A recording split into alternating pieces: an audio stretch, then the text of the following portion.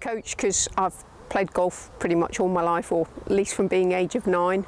I had the privilege of being coached by lots of good coaches, and I know the difference that it made to me.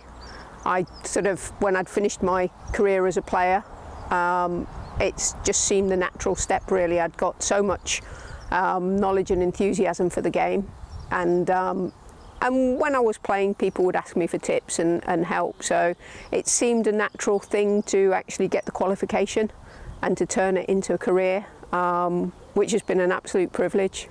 So if you walk with the people that you play with, and you it wasn't a firm plan, it was something in the back of my mind. Teaching sport was something I'd considered when I was at school in terms of PE teacher.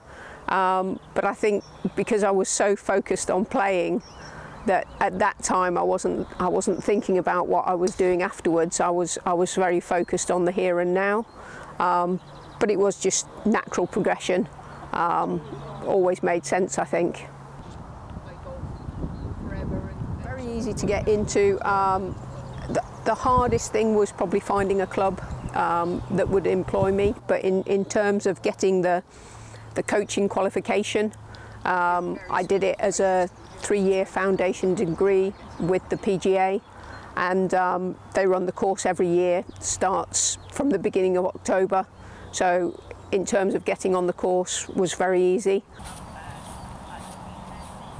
I think you need to be fairly calm and encouraging.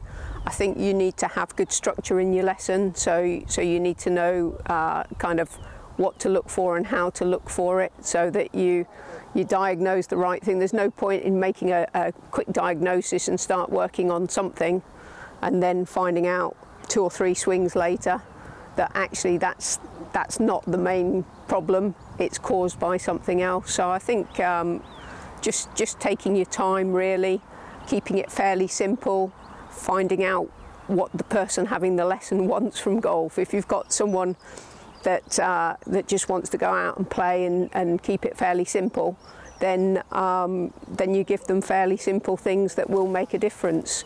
If you've got someone who loves spending hours on the practice ground and likes thinking a bit more technically, might give them slightly more complicated things to work on. So matching the coaching to the pupil is huge.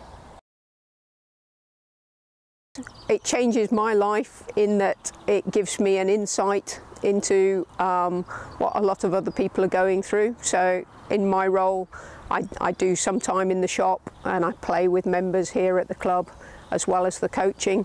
So the people that I teach, and I know what they're working on whenever I see them, that's probably the start of a conversation. If I'm away from the club and anyone finds out I'm a golf professional, then generally golfers will migrate towards me and ask me questions about how to shape the ball one way or why they might be hitting a particular shot. If they see a jumper that's got the logo on from a golf club, people will come and talk to you. So it's a very friendly sport, and I think people enjoy talking about golf. Talk to coaches, watch coaches, find out as much as you can about what it involves. Maybe consider coaching on a voluntary basis. So in golf, you have to be a golf professional to coach and earn money from it, but you can be a volunteer coach and do a level 1 qualification.